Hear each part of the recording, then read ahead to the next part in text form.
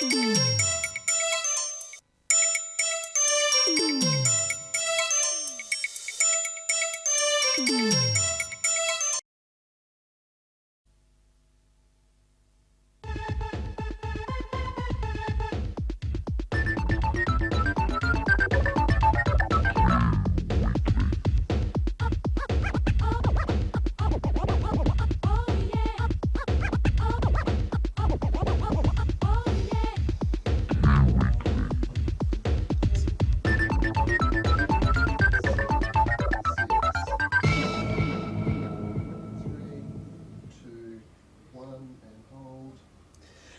evening, viewers, and welcome to Channel 31, your community station, as I break up the set.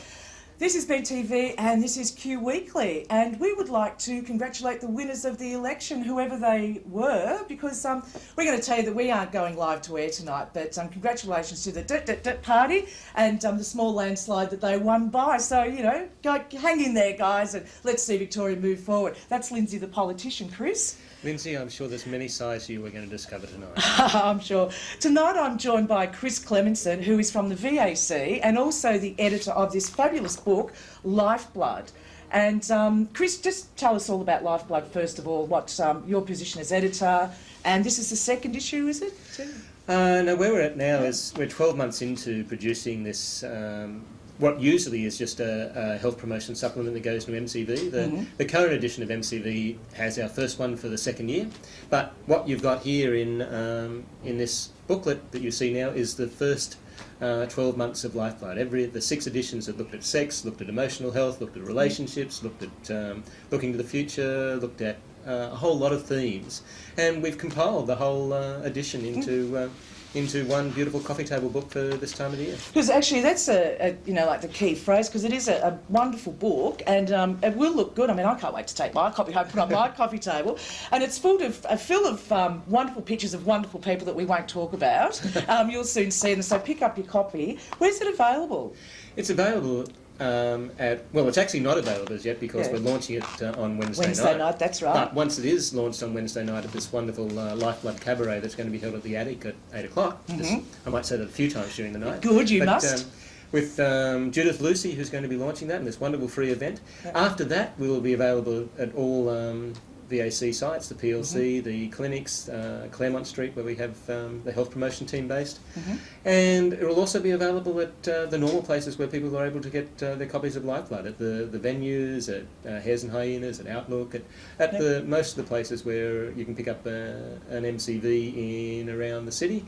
That's where it is. And there's also a direct mailing list that we have too. And how was the idea born for Lifeblood? Was it purely based on education or like getting the message out there in a fun way, or how was it all created? In many senses, when we started Lifeblood 12 months ago now, it was in the context of increasing HIV diagnosis in Victoria.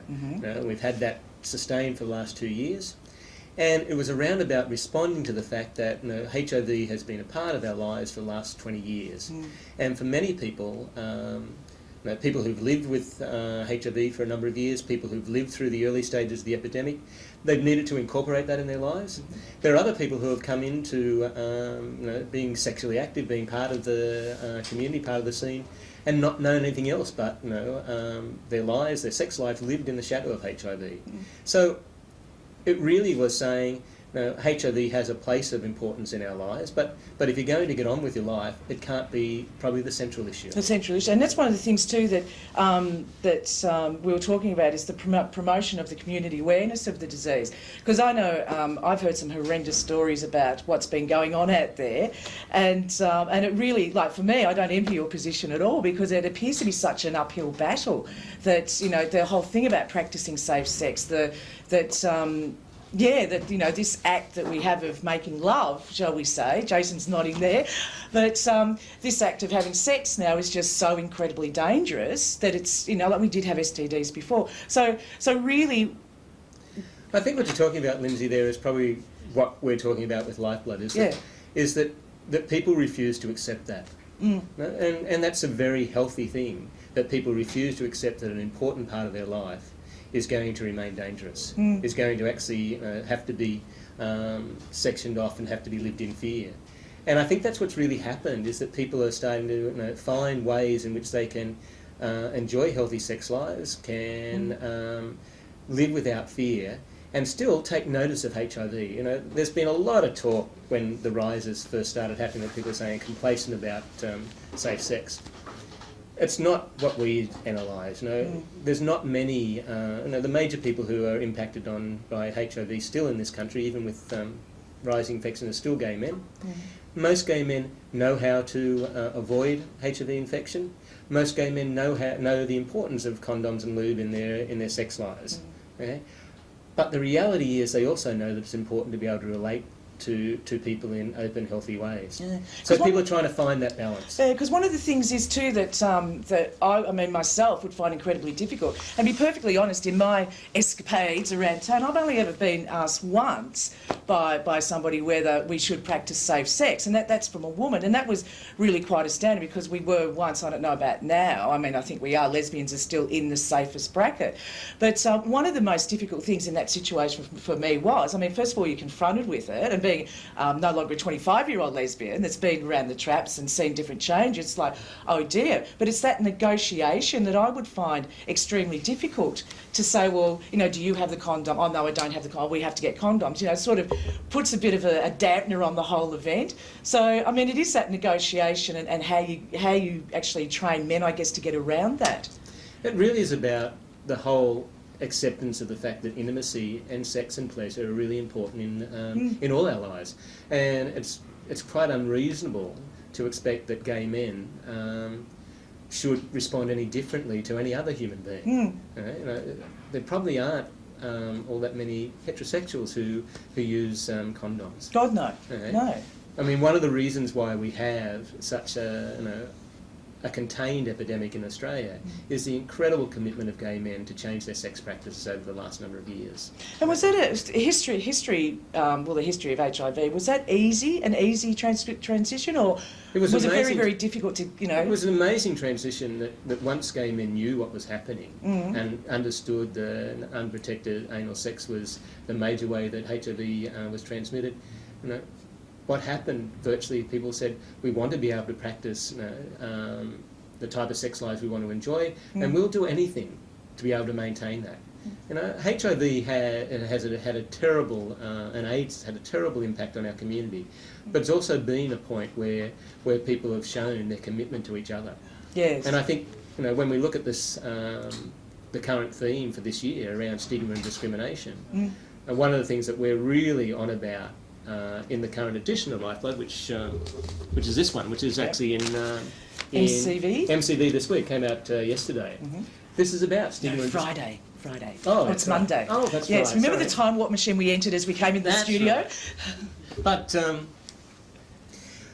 it's about stigma and discrimination, and while that for AIDS Awareness Week has a very strong focus on HIV discrimination, the way in which we approach that from Lifeblood's perspective is to have a look at it from the whole perspective of the community. So we look at things like racism, we look at things like body fascism.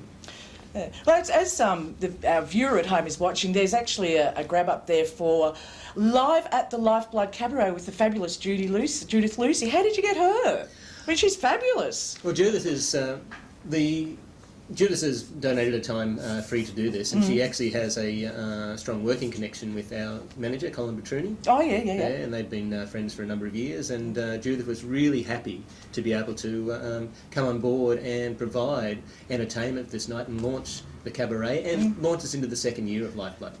And as we speak now, Chris, there's some footage of the quilt. Is that this year, Jason? It is, yeah. And the quilt, and there's a fabulous Colin Chrysler, yes. I'm sorry, Colin, I forgot your name. But and it really is, like I actually said earlier, we had Colin on the show, and for a lot of people seeing the quilt, it's, for me it was earlier on, it was, oh my God, that's why I haven't seen that man for such a long time. He's no longer with us. And as we were talking earlier, it is a time of remembrance and a little bit of grieving, because the thing is with our generation or with gay people is because we are a minority, I think we sort of formed our families that we expected to grow old with. And I know for me, there's a lot of people that are no longer around that I just anticipated would be there, and we'd go through all sorts of stuff together. And unfortunately, that's not the case now because of HIV and AIDS. And I find that when things like Lifeblood come out, I really do hope that the younger generation and everybody picks it up and does have a read, because it's a fabulous positive outlook on it all. Yeah, and I think the reality is that something like the quilt has had a really important role in the lives of many people who have lost someone. I mean, I think that's really the real value of the quilt. It's about the energy going in to recreate someone's life. Exactly. Yeah.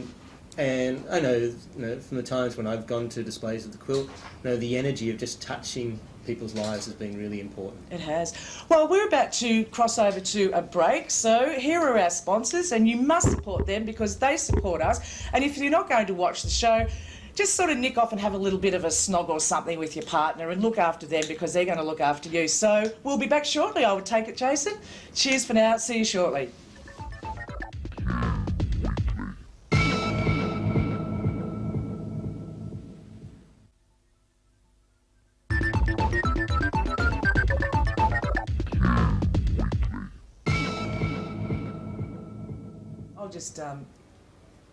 Good evening again and welcome back to Q Weekly, which actually stands for Queer Weekly. And you know what, Chris? That's why Noddy was banned, because he was walking along the street feeling a little queer. Did you know that? I've heard many stories about Noddy and his big friend. No, that's his friend big Biggie. friend. Well, that's his right. big friend he kept in the top drawer by his bed. That's right. Yeah. Well, something about big ears, really, isn't it? Yeah. Well, it's to do with big ears, but there was that line that he was walking along the street one day feeling a little queer. So when you think about that, Noddy might have been walking along going, like that to somebody beside him. Anyway, welcome back. We hope you enjoyed the little break. And also, we hope that you all out there in Gayland supported the events that were on yesterday in celebration, I suppose, of AIDS Day, International AIDS Day.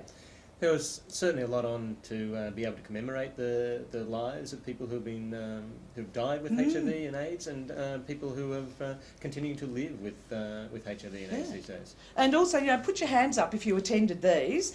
The Parliament House Positive Women, I believe they made the women's symbol on the steps of Parliament. Yeah, a really important event about promoting awareness of the fact that there are a minority of women in this country who are living with HIV, but still a significant issue for people who are living with HIV is the whole stigma of women are not gay men. And in Australia, people tend to think that HIV is only limited to gay men. And it definitely isn't. So everybody out there, practice safe sex, and everything else that you do that's a little bit naughty.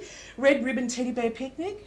Hands up those who went to that one. Straight Arrows did this one. Straight Arrows, the group for heterosexuals, and so again acknowledging the fact that there are heterosexuals who are living with HIV. And is there been a bit of a bridge, or first of all, was there a gap between heterosexual people who are HIV positive and gay people? And secondly, if there was that bridge, are they starting to come together? I think you can look at a really practical example of how the organisations are working very closely together is the Positive Speakers Bureau in Victoria, which runs out of PLWHA Victoria, and they coordinate speakers from Straight Arrows, from Positive Women, and from PLWHA Victoria, and talk to schools and health providers.